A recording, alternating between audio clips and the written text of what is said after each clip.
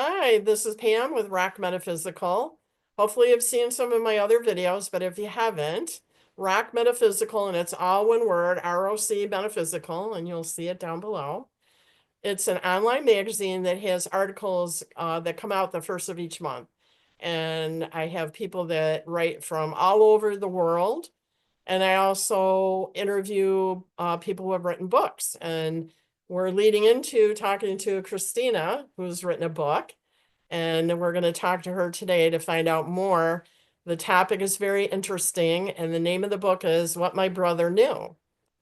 So I've kind of read little bits and pieces. But first, let's find out about your background. We're going to tease people a little bit. I know that you do healing work, so I don't know if you want to talk about that to kind of preface the book.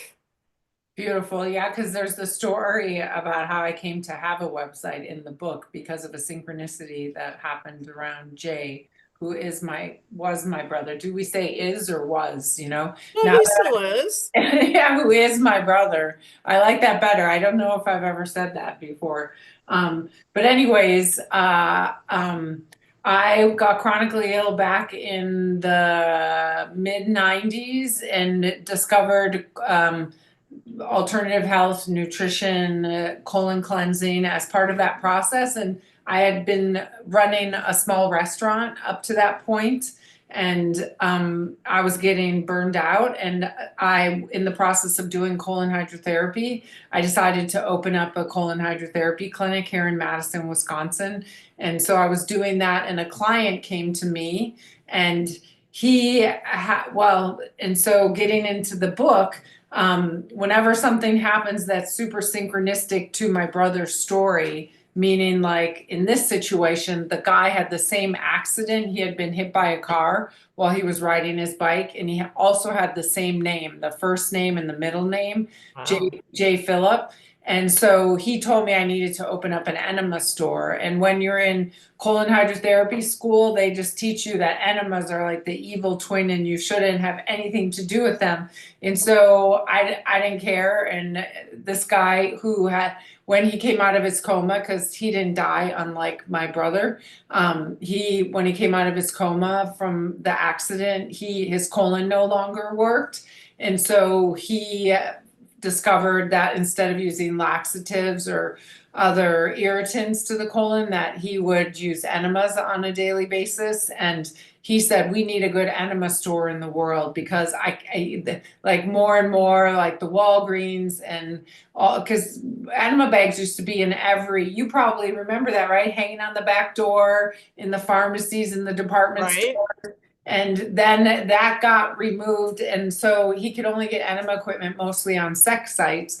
And so he really wanted like a premier health related enema website. And he came to me from Chicago. I'm in Madison, Wisconsin. And he had some colonics with me. And on the very first colonic, he said, I came here to tell you to open up an enema store. And so right away I was like, okay.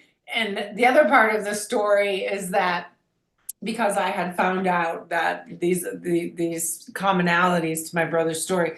The other part of the story is this was a three-person miracle, which is that a month before, a woman had come to me for colonics, and she had also not the same name as a woman, but the same initials she had, but she was born on the same day. She was born on the same month, the same day, and the same year as my brother. So the Wow. three of us, exactly right. Like I got on the phone with her while he was on the colon hydrotherapy table. And I was like, Janet, we need to open up an enema store on the internet. And think about it, it's like 1997 or something like that. So the internet wasn't even really a thing at that point. It was just getting going. And so it was a big leap, but it's been hugely successful from the moment it opened. And now we do have enemabag.com, but it's also called optimalhealthnetwork.com. And so I have the great honor of working with thousands of people since 1998, helping to both heal people, but also develop all these unique protocols. where people weren't getting helped before, like around anal fissures, around prostate issues, around just having better access to therapies that help people with fibromyalgia, etc. So just the whole world of alternative health. I'm kind of, I mean, I'm not, maybe I'm the grandmother of alternative health, but it's been around for a long time. So it's a very steady and awesome offering out into the world. And to this day, it's thriving. So that's Optimal Health Network. And then Okay, also so me, I'm very healthy. So no longer dealing with chemical sensitivities and all these other things that I was dealing with that got me into the situation. so just in case people don't know, I mean, a colonic is where it's cleansing, it's helping eliminate all the stuff that's stuck in your intestines. You know, if we go to the bathroom and we can eliminate, like hopefully healthy people can, some people can't. Some You people know, can't, they're constipated for one reason or another, sometimes severely, sometimes mildly, or even they have like irritable bowel, or they have Crohn's disease, or they have all sorts of inflammatory issues that are related to the colon. So yes, it's putting water, therapeutics, coffee into the colon. And seriously, I've worked with tens of thousands of people, and not everyone thrives under the therapy, but so many people have a better outcome in their health by utilizing this tool. It's pretty amazing. well, I just know as a child I used to have to have that rubber hose, and it was not a pleasant experience. So yeah, Yeah, it used to be some, people. right. Why would your mother do that to you? Well, I think I had some health reasons. So, Uh-huh. and way, way, way, way back when, Right, right. that was a way to make sure that, you were, what they call regular, Yes, yes.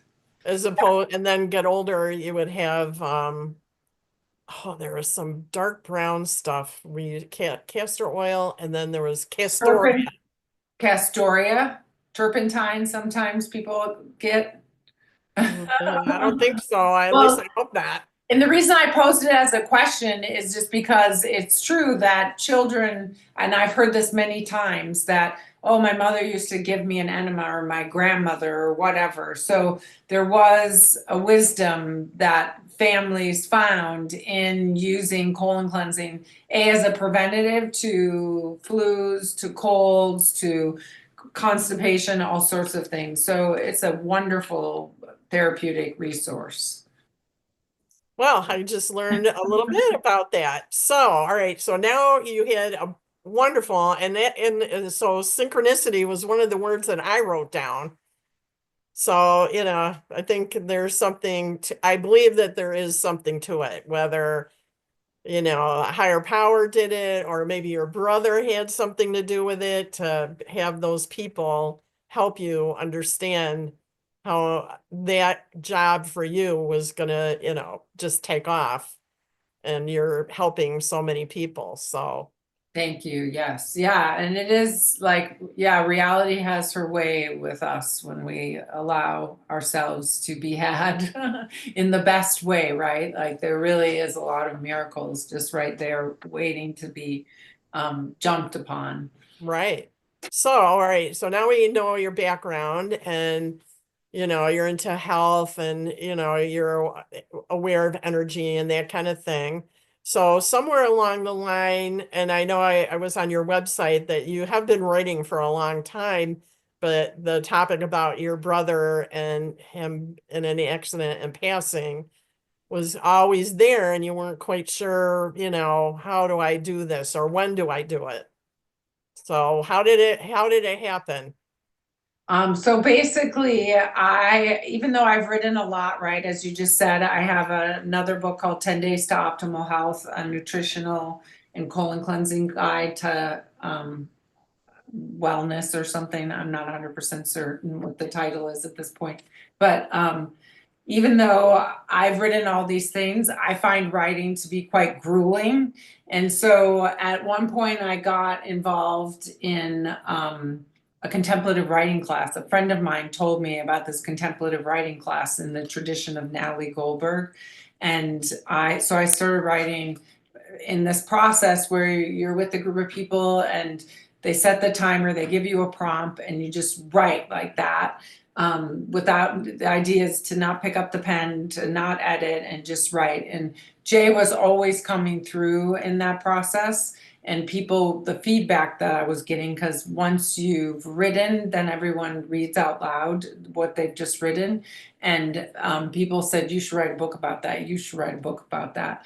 And so, with the encouragement of that contemplative writing community, I just persisted. I started with that. And that journey is actually in the book, What My Brother Knew, a lot. I started with that back in, I don't know, was it 19, like 2000 or something? Yeah, 2000, I think. No, 2010. So basically 15 years ago. And we're coming up on the 44th anniversary of Jay's death when the memoir is actually being released on his very day death anniversary. And I didn't pick that, the publisher picked that. And I don't know that they were aware. I have to ask them, so I have that part of the story straight. But so then I feel I have this torch to carry. My brother wanted me to know, he wanted my mother to know, he wanted people to know. And so I needed to talk about this thing, even though a lot of the community around me didn't want to talk about it. And so I just feel like I basically had to write this book. And why it took so long, books take long. But it's also interesting because in culture, this whole thing, like through the telepathy tapes and to the Led Zeppelin movie just coming out, like culture is ripe along with this book. And that feels amazing, like a synchronicity in its own right. All right, so you finally got the book, but there was purpose in the book because he knew, and this had to be huge, that your family, he foretold how he was going to pass. Yeah, so starting when he was 12 years old, and there was no context for this, like we weren't in a spiritual community or even a religious community. My mother and stepfather were actually having a very hard time. And he started telling us very relaxedly, very matter of factly, however urgently, in that he wanted us to hear what he was saying, but not he wants us to stop it or try to stop it. So starting when he was 12 years old, he started saying, I'll die young, and it has something to do with the green car. And I'll be up above my body watching the paramedics bring me back to life, try to bring me back to life, but they won't be able to. They did work on him for 2 hours before he actually died. And that at different times. So that was kind of the essence of what he got from, as I explore in the book, either dreams or a psychedelic journey with LSD, even that he had been using LSD, or that, and then around that, he would do things like say, I want to be buried at this cemetery. I want the song Stairway to Heaven, which is why I brought up Led Zeppelin, played at my funeral. So those things he didn't, see in his future, but then he was working up what he wanted us to do for him once he was dead. Wow, I mean, that's amazing. I mean, to be so young and being into psychedelics, I mean, it does happen, and it was pretty popular. It's coming back now. And I've done a lot of reading, if you've read like Graham Hancock or, the DMT molecule, that Yeah. the use of those things can a lot of times open the door to spirituality, consciousness, heightened awareness, and may leave you. So maybe he opened that door and maybe you talk about this in the book, that he was able to tune in and have premonitions, which Yeah. that's what it sounds like. Yeah, and I don't know that he had any other premonition. A prior podcast host asked me that. I think this was his one and only, but I don't know. But also, he told my mother and I that it was based on dreams, and I thought that he had dreamt this up until I met who I detail in the book, Stevie Anderson, um, who then tells me, oh, Jay told him that he had seen his death in an LSD trip. And then I didn't believe it. And when I spoke to my mother about it, she completely denied it and didn't want anything to do with the idea. And then his friends, multiples of his friends, once I had that information, and so this is the part of the detective story. And even though there's spoilers, it isn't spoilers because the book is very alive in a certain way where you don't ruin anything by talking about it. They concurred that indeed he had been doing LSD. Few people knew that he saw his death. I only talked to, like, there was multiple people who knew that he'd been doing LSD, but there was my mother, there was my cousin Marty, there was myself, and then there was Stevie Anderson, and then supposedly, and this was after I already had written the book, I had another scene that I would include if I were to keep going, and maybe I have to write this up and put it on my website, KristinaAmelong.com, which is that I was at an event where some of his friends gathered. I found out through Facebook that it was someone's birthday and they were all meeting at this bar. And I went to the bar and there was probably 30 people there who knew Jay. And at that bar, someone said, oh, yeah, we were sitting around in, so and so's house and we were getting high. And he told us that he saw this and it was because he had been doing LSD. So then again, I had the detail that that is indeed how he saw it. But he kept that hidden from my mother and I. Well, yeah, I mean, way back when, I mean, I'm a parent. If my kid told me that, I would be devastated and Right? So, worried, yeah, what do you like, do about that? And right. And as I detail in the book, my mother did try to stop it. She did believe him enough that she made efforts to stop it. But what do you do? And, how do you do it? So, grounding him and keeping a close eye on him, talking to her friends about it. So yeah, she was heroic in that way and she never recovered from his death. Yeah, it's nobody wants, a family member to pass way before their time. Yeah, today I learned this phrase out of order death. I'd Oh, out of order death. I'd never heard that before, but yeah, right. And to know it and to walk towards it, it's that part is still such a mystery to me. Like if I knew in a week that I was going to die, I don't think I'd feel that way.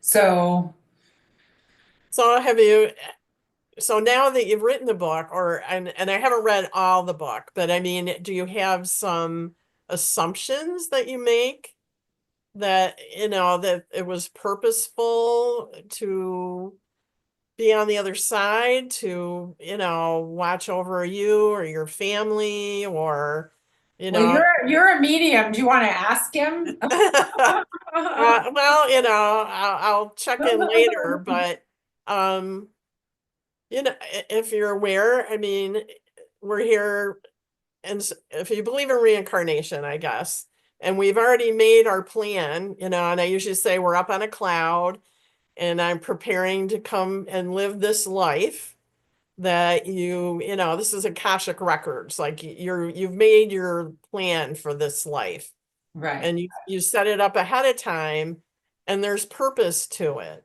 And There's right, there's things to learn, there's things to do. Hopefully most of them are fun and good, but sometimes we're not always happy or nice, and we do dumb things like a lot of teenagers do. I think about it now and I'm like, oh my. yes.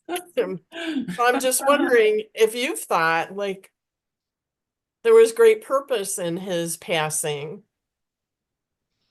For You me, know, there is great purpose in his passing. I have organized much of my life around the inquiry of what is reality and how could this happen and how could someone see their future. And that leaves me to diving deeply into what is quantum physics, what is relativity, what is the nature of consciousness, what is this reality, and to feel the cosmos as a presence and a living, breathing, embracing presence that I'm in a relationship with. And I don't know that I would have gotten here without Jay. Um, right. so for me, very much there's a purpose. And now that the book is out in the world, it'll be very curious to see, if it goes somewhere, if it doesn't go somewhere, because that will communicate to me even more. But already in two of the other podcasts that people said that they had mystical experiences around the book. And so something's happening that's very big and mysterious. And what I was saying about how, like do you know about the telepathy tapes? It's a new podcast that's I've quite, heard of it. yeah, that's talking about the precognition and, mind reading and all of this, particularly with autistic children and communities. So at this time of where we have so many global problems and we need our structures of communication to be ever more meaningful and deep and true and good and beautiful, it seems to me that all of the stuff that's coming online in the culture around consciousness and around human capacities, like that's just so hopeful when one could just be so down about, Right. the world sucks. Well, sometimes there's a lot of suffering, and also we live in a very magical infinity that's much greater than we can perceive with our Well, and maybe he sense. helped you to have that point of view. For sure. He 100% helped me have that point of view. But he didn't help, my mother have that point of view in this lifetime, or X, Y, and Z have that point of view. So, yes, me, he did 100%. Well, and that's just it. I mean, you think about, like I think you mentioned Barbara Marx Hubbard Yeah, is he's one one of of you, my teachers. right? That I saw a video of hers years ago and Mhm. I was just like, wow. I Conscious mean, evolution. Yeah, yeah, yeah, and the future thinking and where are yes. we going to be, and Yeah. that was a long time ago that I saw that video. Yes. Well, and one of the things that I think Jay is holding out for all of us and me is to not be afraid to look at the future, not to be afraid of death, not to be afraid of knowing profound truths and walking into them, and to really be open-hearted and open-eyed about what reality is and where we're going, and but also to live to the fullest in the moment while you're alive and not be irresponsible, but to, hold your life as precious, really. Well, so I mean, he was kind of Zen, like if He you was think about it, great. he knew it was going to happen, and it sounded like it didn't keep him from doing, being who he was, that it was just something that will occur, and we'll Is the way it is. Yep, yep. take it day by day, as I opposed to, yeah. climbing into the closet and not coming out anymore. That I could see me doing that, initially, like, wow. But, I think he was kind of special in some way, that his he's leading by example, I guess you could say that, I mean, I hope I live till 100. We'll see, you know. Go Pam. Right, but I mean, it's the same kind of thing, every day is a good day, and then it's not, and we could be very upset about it, but why not enjoy the day and, just be here now, Ram Dass, focus on what you have at this moment. And it really helps to keep you in a positive frame as opposed to fear and, you've lost control, which I mean, we do, but we don't, you know. Right, exactly. So I think this is very interesting. Now I'm going to have to read the whole thing. I was a speed reader to understand, about the book.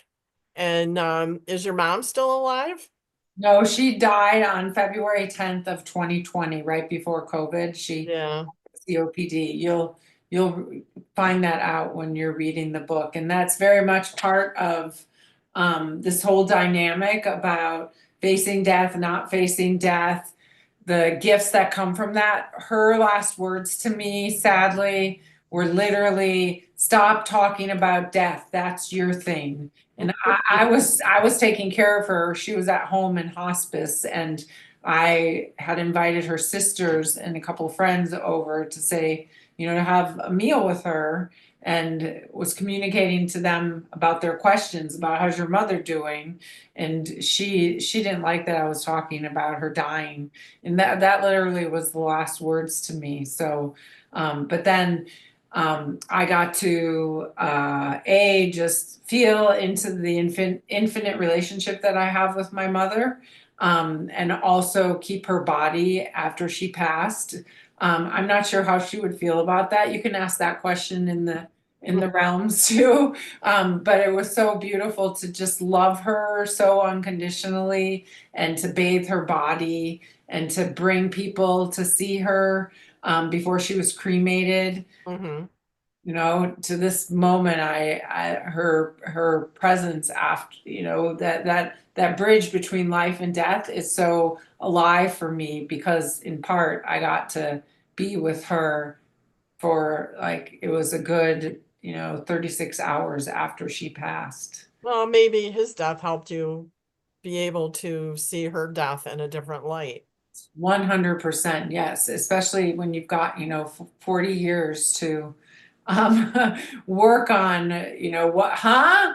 Like, because I've certainly in this process raged and cried and screamed and been in so much grief for so much time around this death. And sadly, multiple people that I interviewed in the book to this day are still very heartbroken, and they haven't composted that experience and the deeper meaning of it. But it was great to be able to tell many people, well, he knew that he was going to die and he was okay with it. So I hope you take that into your heart. For instance, like the driver of the car, you can imagine the person who killed him would feel horrible. And so you'll come to this story, but it was so profound that in the process of interviewing people, I decided to call him up, and I said to him, Robert, this is Kristina Amelong. Do you know? And well, first I said, hello, is this Robert? And he said yes. And I said, just so you know, if you ever want to hang up on me, you can hang up on me. And this is Kristina Amelong. Do you know who I am? And his first words to me after that were, an eye for an eye. And I know, right? Like, it was just his pain and his suffering was just right there. And then I said, well, what do you mean? And he said, my daughter died of a pharmaceutical drug overdose. Oh. And so he felt that because he had, and actually it was redacted in the police report that he had just changed his pharmaceuticals. That was all redacted. But I think that was a moment where he told me that he felt like he had, because he had blacked out. He never saw the accident at all. He blacked out for like 3 minutes and it all happened just as Jay had foreseen. So he was impaired, or? Well, no, well, so he had gone, Tony Frank's is a restaurant in Madison, Wisconsin. So he was just at this lunch with a friend of ours that lived on the same block, who was a police officer. I didn't find this out until years later. And they were having lunch, and I think he maybe had one beer during lunch, but he had changed his pharmaceuticals like the day before, the week before, and he was on a new pharmaceutical. And when he just started feeling dizzy and he blacked out. Mm. The accident happened and he came to 3 minutes later or a minute later, I don't even know, after the accident had already happened, but he held that probably to his death. This, Well, you know, nobody wants to have that happen. I mean, right. I couldn't even imagine. But right, so then he blamed himself, God striking down his daughter for Well, overdosing on pharmaceuticals. I know it's tragic. So much tragedy in the context of all of this, as well as, wow, the mystery is just so present. were you able to kind of give them some relief? No, I don't think I gave him an ounce of relief. Um, I know it was so sad, and I think he's since passed. I haven't quite figured that out. Because he basically said, I don't want to talk to you anymore. Um, but he said to me, I said this thing, I just want you to know that my brother knew that he was going to die and that he told us it would have to do with the green car because he had a green car. And he said, well, I don't know what you're saying, but being a parent who lost a child is the worst club that you can belong to, yeah. was his response. Well, Yeah. it's a horrible cross to bear. So yeah, I mean, I totally get it. And that doesn't make him, even though that he knew that Jay knew that it was going to happen, it doesn't relieve him. It's like, somebody purposely foretold, well, I don't want to say any names, like, like some grim fairy tale, like, it was foretold that somebody was going to get the king, and it's just very hard. Nobody wants to hurt, well, in my world, nobody wants to hurt somebody else Right, very much. because there's such, anxiety and, all the bad feelings that come with that. So it's very difficult, even when you Yes. think, you might have shorted someone at the grocery store, and I'm like, oh my, I don't think I paid her enough. Well, it's fascinating. I told my mother and she was like, "Did you tell him I hate him?" Oh, I know. But I felt a tremendous amount of love. Like anyone who has any connection with this amazing story of Jay, it's just like I just want to hug him and, look him in the eye and be like, wow, we witnessed this thing. But right. He, as well as Kurt, the boy who saw the accident, which you'll also meet Kurt in the book. Kurt really didn't want anything to do with hearing what I had to say. But some of the boys, and it's fascinating, right? Because our perception of people gets frozen in time. And so even now, even though I've met a bunch of these people as grown-ups and they're all, in their 50s or whatnot, I still have to call them boys because in my direct experience, they are boys, right? So all of these boys and girls, these children, most of them, um, just the pain in their bodies to that day. But multiple of them, like you'll read John Anderson, for instance, was a really good friend of Jay's, and a lot of people had blamed Kurt for the accident. And because, Kurt made him skip school and Kurt was the troublemaker and Kurt was the X, Y, and Z. Well, I have to say that, this is a much bigger story than about Kurt and blame. So multiple people did get to receive the gifts of Jay, knowing that he was going to die and that he was okay with it. And so that was beautiful to be part of giving that to people and to watch people really open up their hearts and heal from talking about it. I really loved that part of writing. well, I mean, that's a great part of the book, is helping people to see that you may have been involved, but there was a higher power and a higher order to Yeah. it. So, and that maybe with this book, and maybe you can leave some around town So the folks that may or may not have known what was going on might see things differently, or, if they have lost a family member, especially in a bad situation, that, to see it in a different light. I mean, it kind of is about the stories where, a guy murders somebody and yet the family forgives the person. Mhm, That mhm. is so huge. God bless him. I don't know if I could do that, but it's not, it, I would try.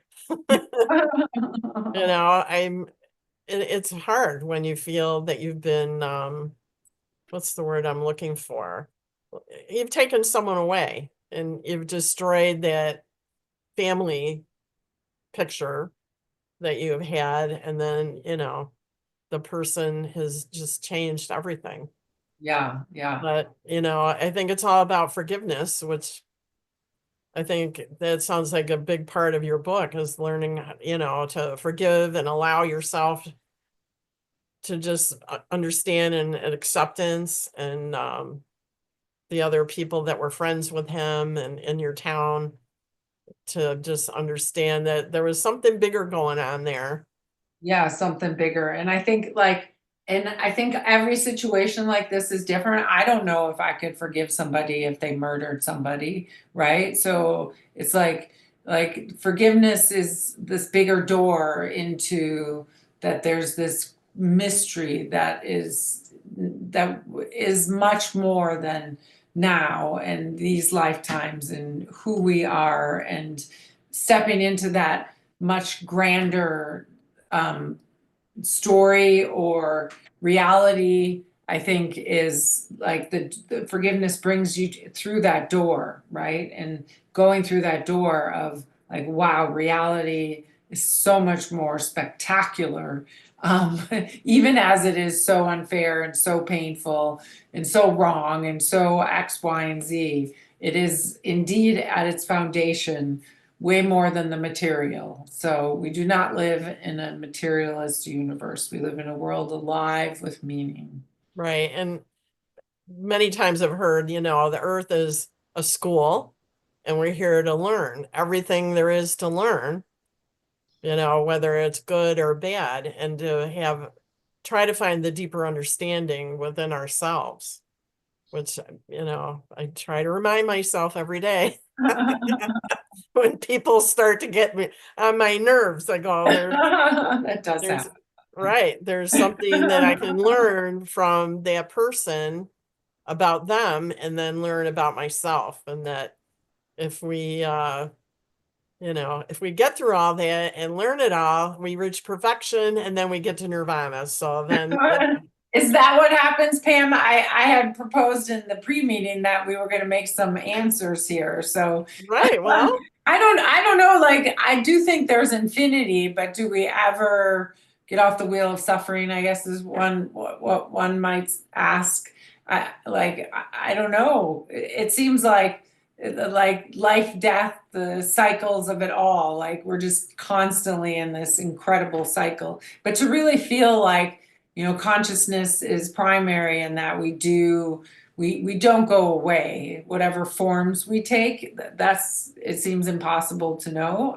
I don't know, but well, um, these are all big questions. these are such big questions. I love these questions. Right, me too. That's why I do, interviewing writers about this kinds of topics, and trying to, it's just like the big mystery and trying to figure it all out. But I mean, I think that's our point of being here, is trying to see if we can figure it out and understand it. And, death and dying is a big topic, and, what happens after. It would be so interesting if you had the opportunity to sit with someone who could tune in Mm. and maybe get some messages from your brother.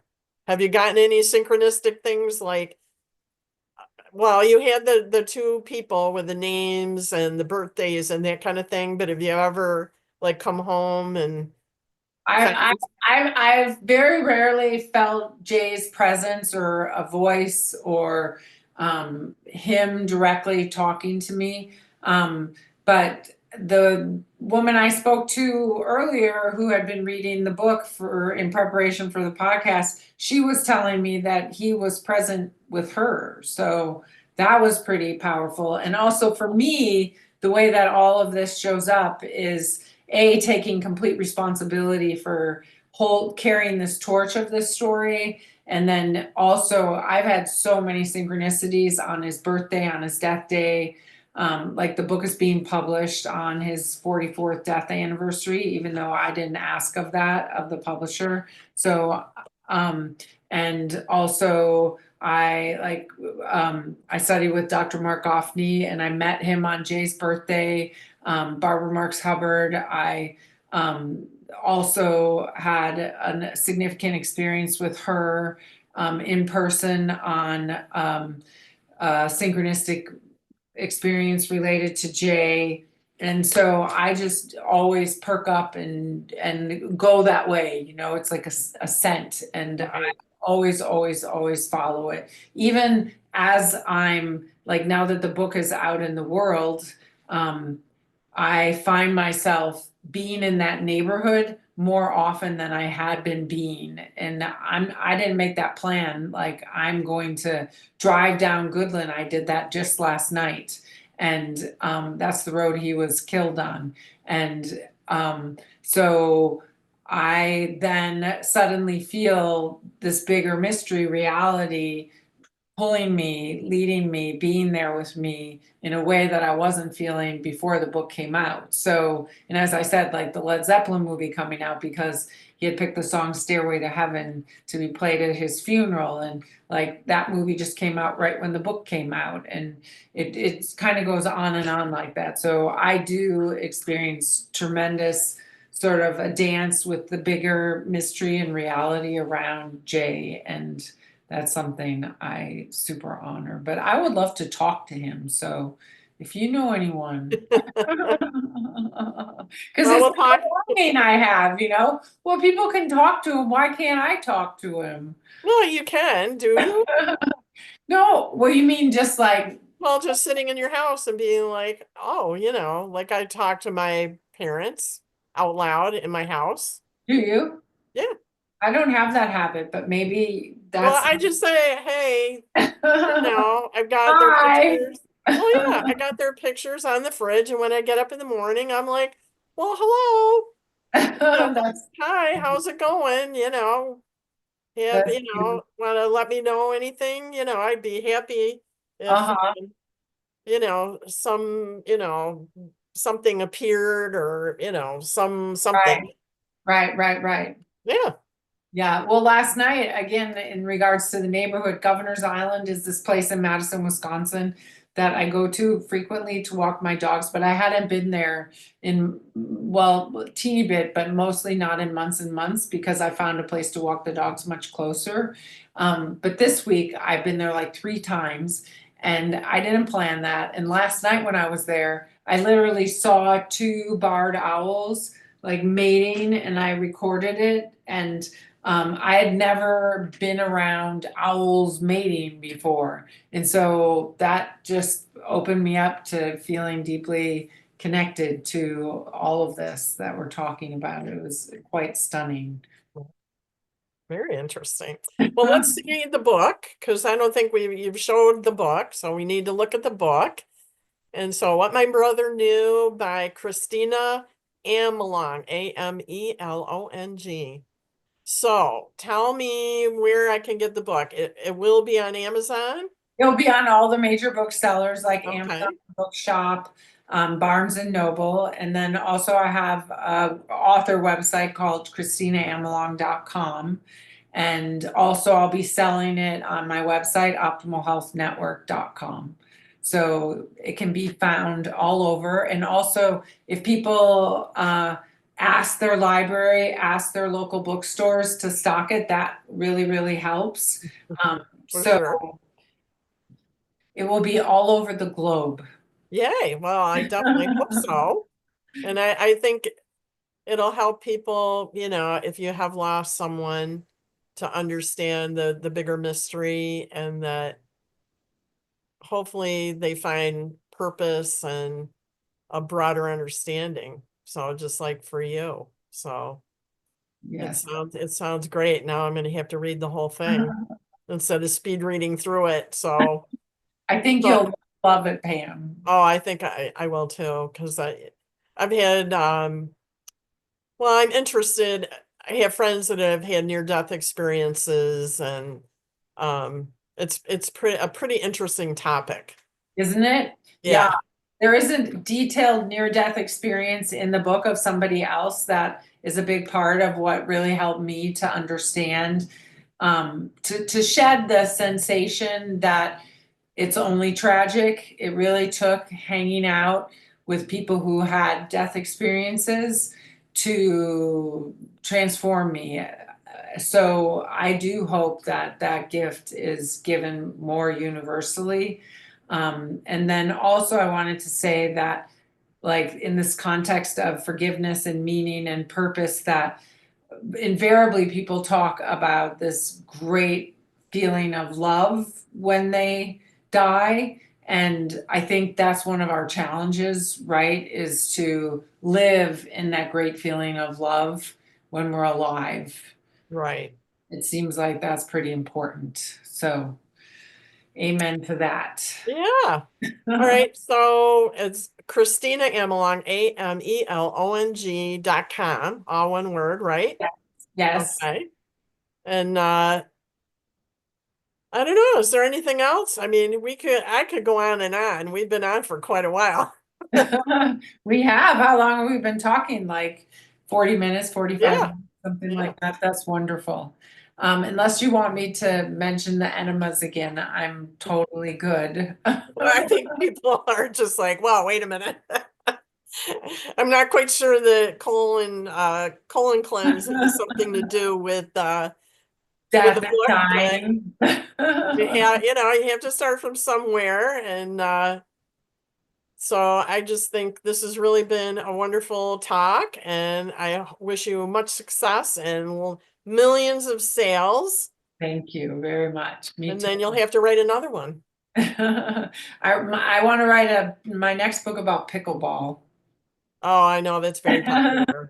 The sort of the Tao of pickleball, or the physics of pickleball, and have it be taking this very popular sport, which I do love, and weaving in all these ideas of the continuity of consciousness and relativity, and that the world isn't solid, and all of these things. So I Right. have a vision brewing. Right. You're copywriting that, right now. So Yeah, nobody steal that idea. If you want you want to talk about it, you reach out to me. okay, well, I think, I'm gonna say we're done, and I appreciate the talk, and I'm gonna hit the button, and so thank you. You're very welcome. Is that the end of us? Are you're Yep, close? I'm gonna hit the You know button, when and this will go live, or when you're launching it? well, why don't you hold on? So I'm gonna hit the button. Great.